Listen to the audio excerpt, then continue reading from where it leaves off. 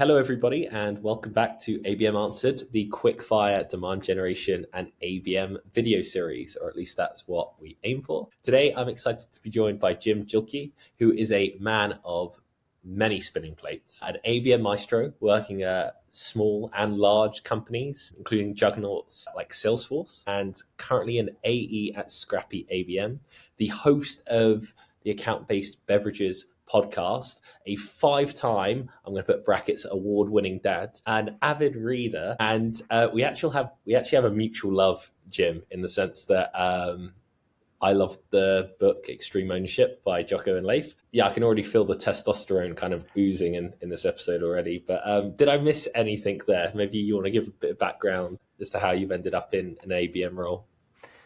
Yeah, unfortunately, I don't have a voice like Jocko or Leif. If you've listened to the audiobook, I'd highly recommend if you haven't.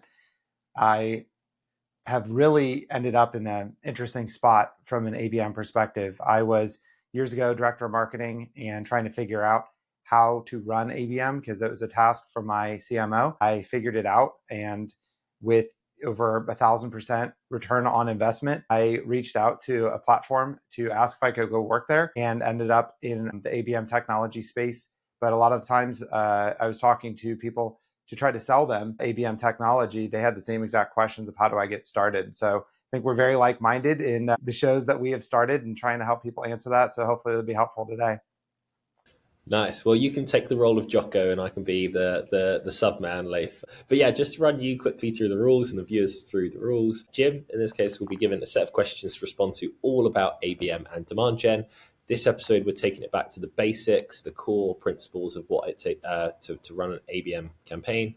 The questions have come from or been adapted based on originally the data we collected at Mixed Reality Rooms, where 1,000 marketers have gone through and stated what their biggest headaches are. And now we've started to include kind of previous guest questions too. But Jim, if you are ready, I will pull up question 1. So challenge 1 is sales and marketing alignment. So this is the crux of any ABM, ABX, whatever you want to call it, campaign actually effectively working.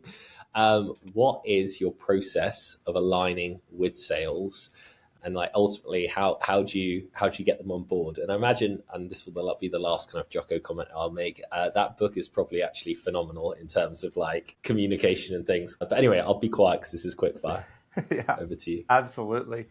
It's a unique perspective, having worked on the marketing side, building the campaigns, and then moving over to the sales side and leveraging the campaigns to try to generate business. Really comes down to one main concept, which is reducing friction. Now, reducing friction has different aspects to it. Reducing friction primarily can be understanding the context of what marketing or what sales is doing to help to build on that. Many times, the marketing and the sales teams are working in a silo. And so marketing might show up and they think alignment looks like a quarterly meeting or a monthly meeting and telling sales, here are the different campaigns that we are running.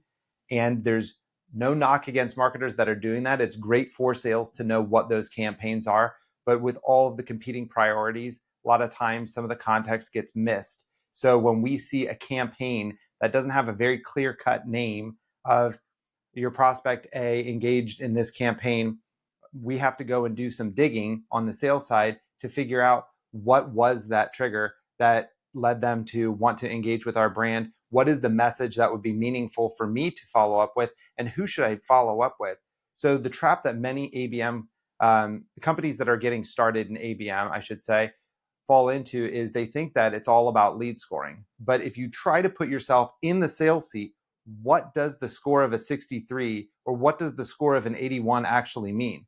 So when we talk at our current business, Scrappy ABM, about how do you operationalize sales, we try to operationalize around triggers.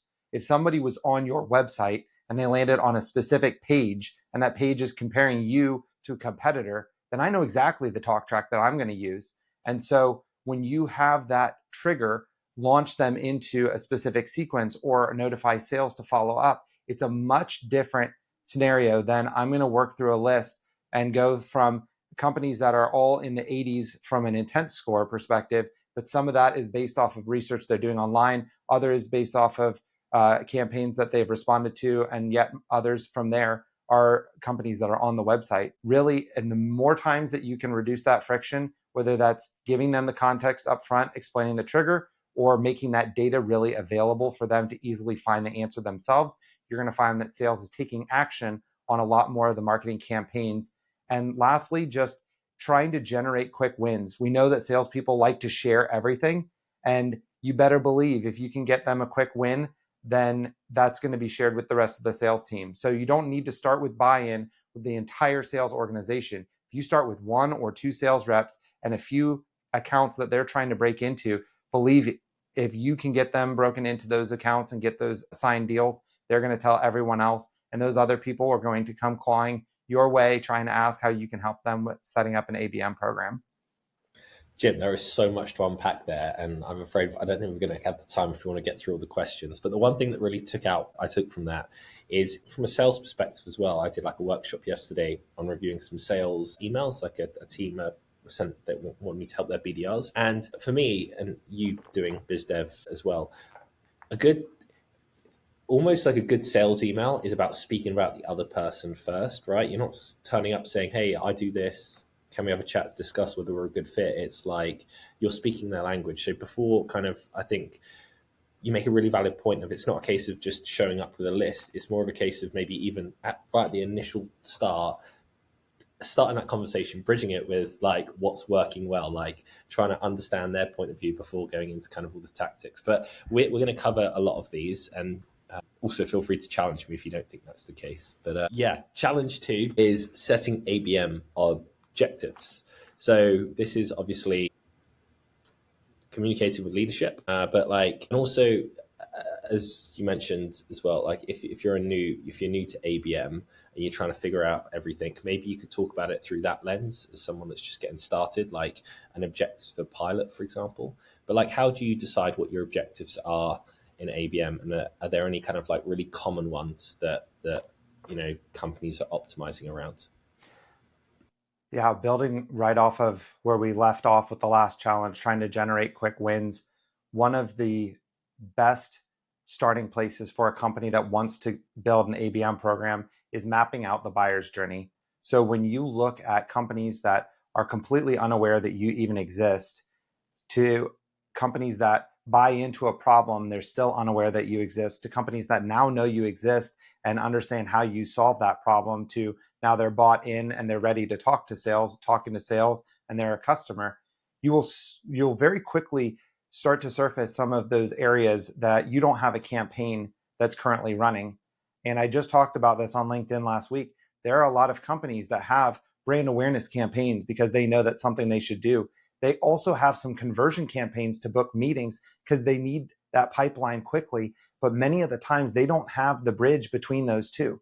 So companies will start in building awareness with their brand, and then all of a sudden they're falling off because there's no natural step to get them from, okay, now you are bought into the fact that there's a problem here, and we need to educate you on how we solve that problem, so you want to take the meeting.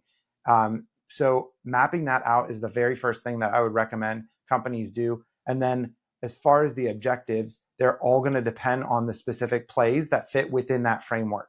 So in American football, you drive it all the way down the field for a touchdown.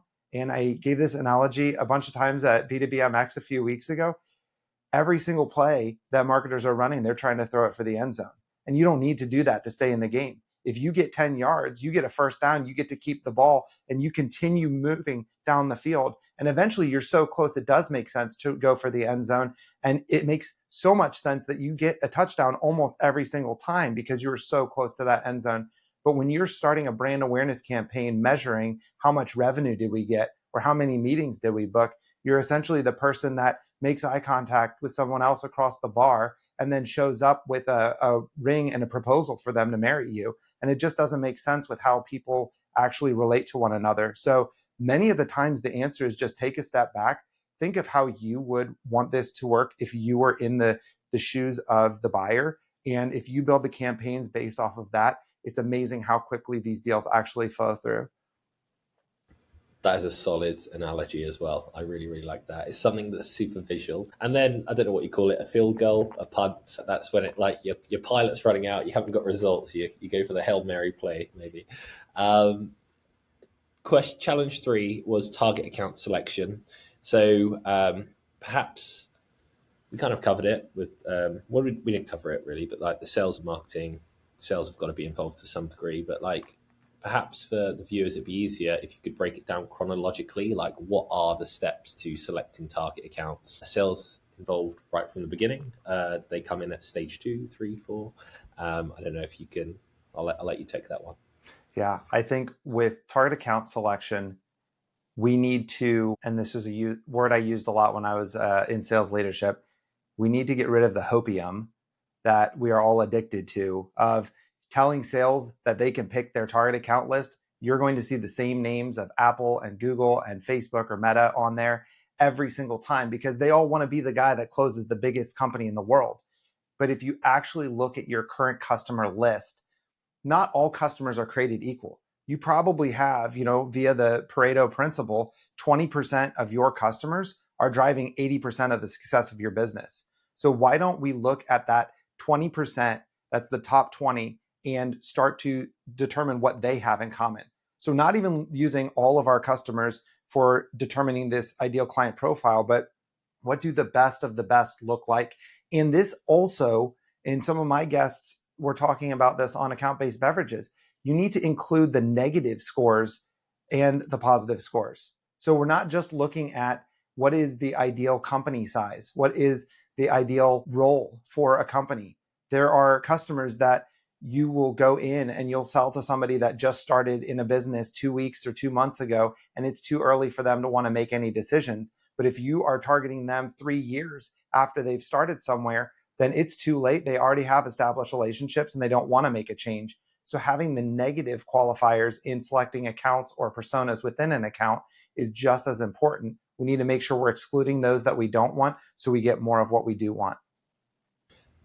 Great point again, because I think from the perspective of a salesperson, you're right. You're just looking not even just at the big names, but if you're optimized for revenue, but you don't know as the salesperson how much it actually costs to acquire that account, like the margins might be less on some of those bigger accounts, and maybe that you're better suited for kind of those mid-tier accounts to go after. This is great. It's full of practical knowledge, and I think the fact that you were a salesperson like through and through before is really coming across, which is awesome. The next stage or challenge is account research. So obviously, be cool for you to touch on AI if you're using AI in that kind of process, but how, and maybe take it from a one-to-one, one-to-few, one-to-many, like how does it vary? That's also another interesting kind of topic. But yeah, how do you tackle that one when it comes to account research? Yeah, I'll layer both of those on. So account research from a basic perspective, you'll get into your normal tools like a sales navigator or a chat GPT, and you'll start to put in some of those criteria that are publicly accessible, that you can find the data on how large a company is and how much revenue, if there's specific industries that you do or do not want to work with. The next layer from there, if you want to go from good to great, is starting to look at what are those companies talking about. So I actually know a gentleman that is really deep into the AI world that built in Python script so it could live within Salesforce, a GPT that could go out, scrape content on a company's website and look for specific things that they're talking about. And if they are talking about those things, they become a green lit ICP for them to target. And if they're not talking about those things on their website, typically they're not mature enough to work with this company, so they would get the red light. And so there are ways of really leveling up your research, and especially at scale, with a lot of the manual processes of manually going to a website, seeing what they're talking about, seeing who they're trying to target. Many of those things we can scrape using an AI tool and make things a lot easier and a lot faster for us. But the second piece of this, when you're looking at enterprise versus SMB, or a one-to-one versus a one-to-few or one-to-many play, you want to both go from the very granular view to a broad view, or a broad view to a granular view. And what I mean by that is, I know companies like Salesforce, they'll spend $25,000 on a research report to research one individual who's the buyer at their top company that they want to sell to. And that's a lot of money just for research that they do. But typically what happens after that is they take that file and they throw it in the trash after their campaign is run. And what they could do, and here's where I think they're missing the mark, is they could anonymize a little bit of that. Because if you're talking about the chief technology officer at a company like Target, the chief technology officer at a company like Walmart is probably pretty similar in 9 out of the 10 different areas. So maybe you drop the information about where they went to college and who their favorite teams are, and you keep all of the main pain points that would apply to all the other businesses. And likewise, with going the one-to-many approach, there are a lot of generalizations that could be a little bit more specific when you start to think about a single customer. And it might not be a one-to-one play with a huge enterprise level company, but going back to who are your best customers and getting close to them and hearing how they talk about your business, that's going to completely shape the way that you develop your messaging and some of the campaigns for learning where they spend their time and what channels are going to be the best for reaching them.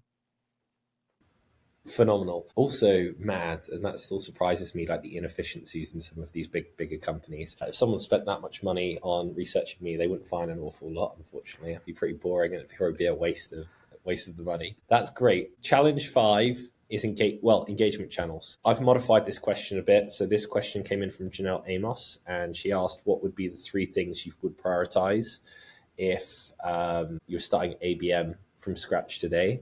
But what I kind of wanted to get is what are like the 3 engagement channels that you would prioritize. And I know it depends on the type of companies, and the chances are you're probably going to say the top 3 that I'm thinking anyway, because that might be a common overlap. But for someone that's just starting out, what 3 channels should they start with? Yeah, as you're saying this, I might pivot my answer a little bit. It does depend on the company. So there are many very, very small companies that have a target audience that is really hard for them to access and they don't know how to get in front of. And this is something that I learned, and maybe you have too. When you run your own show, the meeting acceptance rate is much higher than if you're cold calling someone.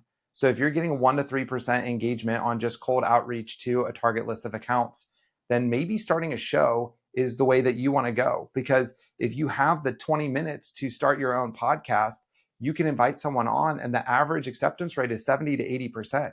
Now you're spending 20 or 30 minutes with that person that you are trying to sell to, and you're building a relationship with them. And you're not going into that saying, I need you to buy from me in exchange for running this podcast.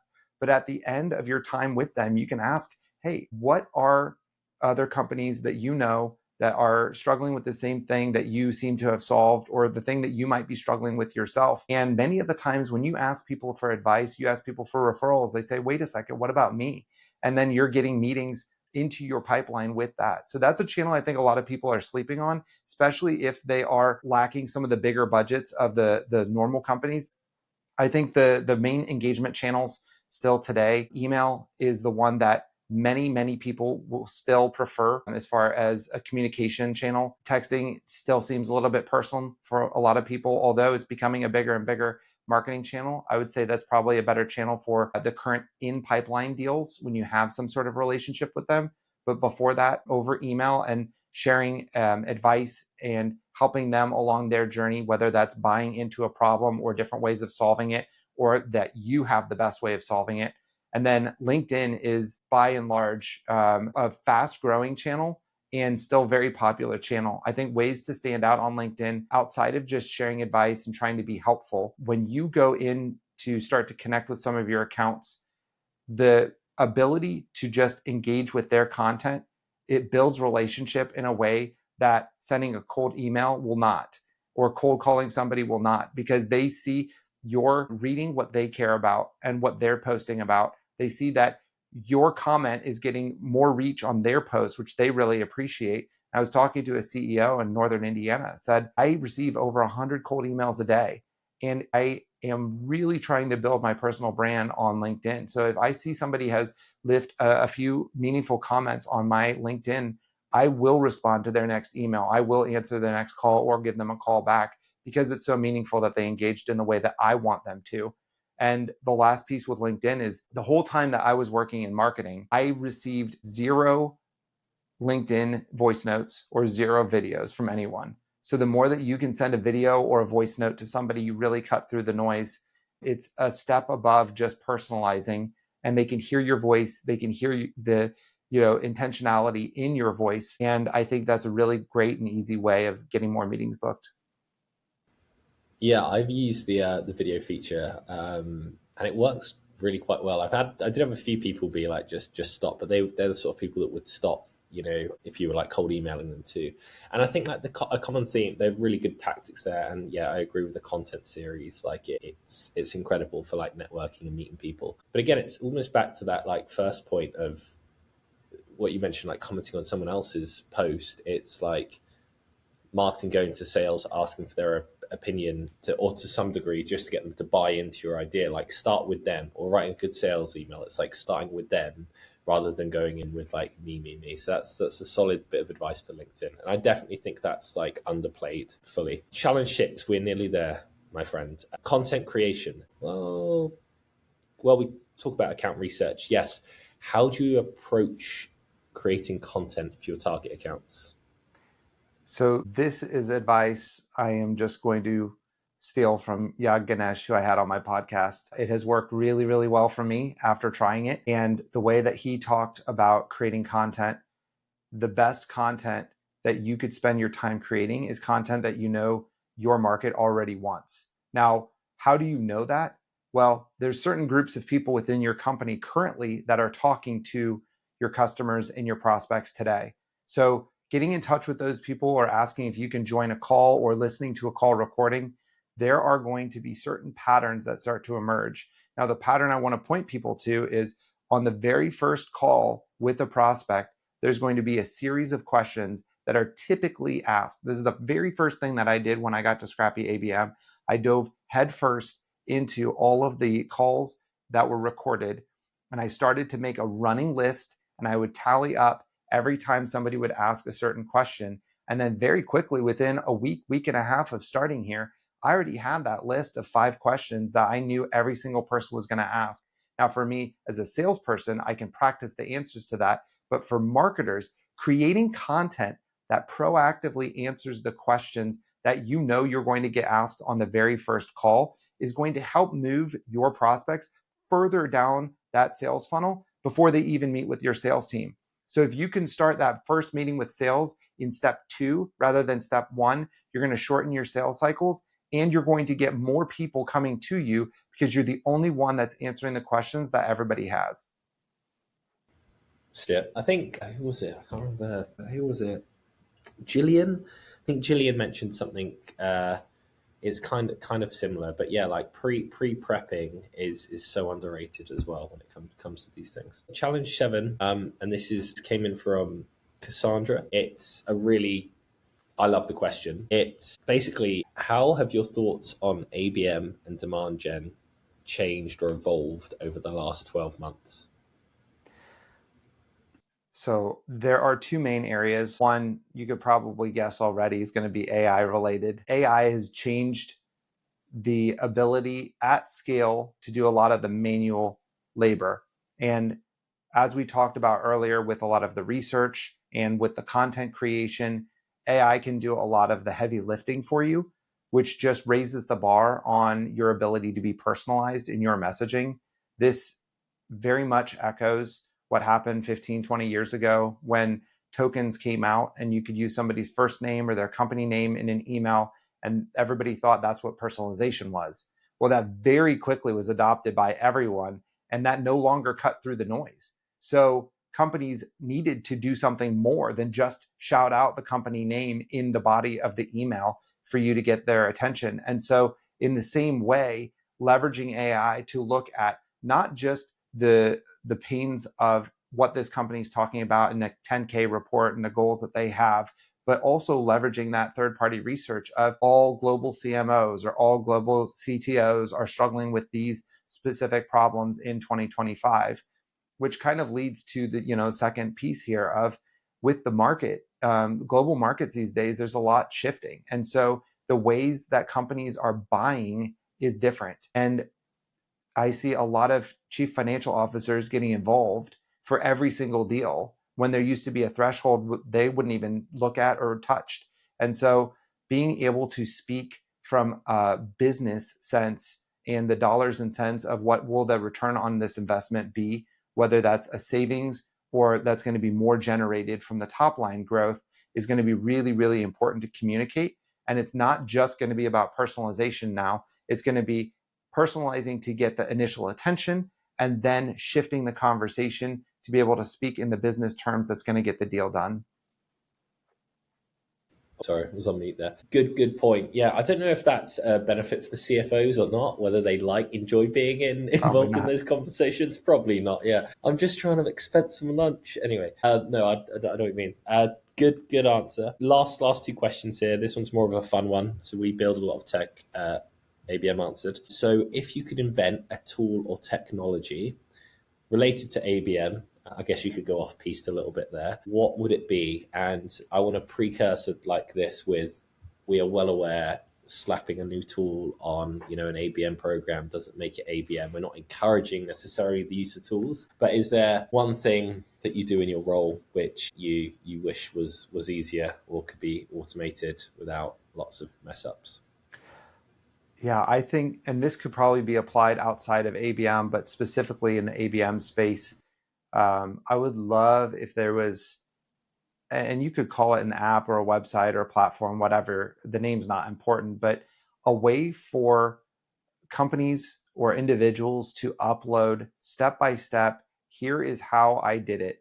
And it gets from the theoretical down to a very practical level. So if you have an event coming up, and events in the past have not been really great for you. I knew a company I was talking to last year spent $750,000 on their event strategy, and that's a lot of money. So you need to return quite a bit from that. Well, if there was a way to get on this platform and see step by step, here's what you do before the event, during the event, after the event, you could compare notes with a few step-by-step instructions and the ones that work well. Obviously, it's going to be really helpful for you. But if you think from like a vendor or agency or platform, if they start cranking out these step-by-step instructions, that's free data that they're giving out to individuals that many of the times they'll come to these companies saying, okay, I'm so bought into the step-by-step instructions that you are providing, but I can't do this myself because I don't have the bandwidth.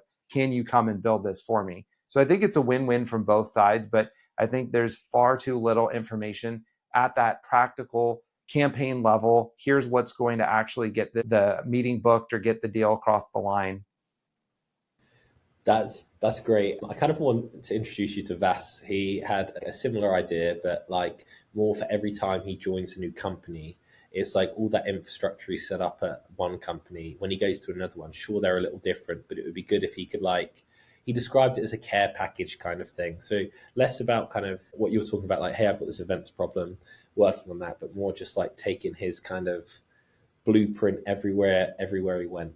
I like that though. That's cool. And Jim, the final question is, do you have a question for our next guest?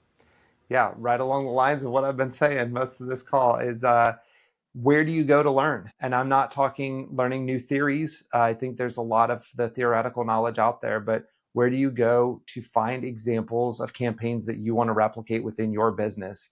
I think there's a big need for a lot of people that they have a hunger. They just need ideas to get those juices flowing. And I would love to hear where individual marketers go to find that inspiration for their campaigns. Great question. And I'm going to throw that question right back at you now before you leave. Where do you go to kind of learn new ABM tactics? Yeah, so I have a few different areas. I'm a big fan of marketing examples and just seeing the different campaigns. There's a few individuals online that I have that I've followed that break down some examples that I think really help make things really easy for me. Far by and wide, I think the podcast guests that I have on Scrappy ABM have brought to me examples, and I've tried to source the right people for that show to be able to break down, hey, here's what we did for an event. here's what we did for, brand awareness. Here's what we did for some LinkedIn ads. And so it's given me a lot to try to build within my company and share with others. Awesome. Yeah, no, as we've stated multiple times, this kind of podcast community content play is phenomenal for learning. I feel like I level up every week, and I've leveled up definitely after this episode as well. Jim, thank you so much for joining. Yeah, thanks for having me.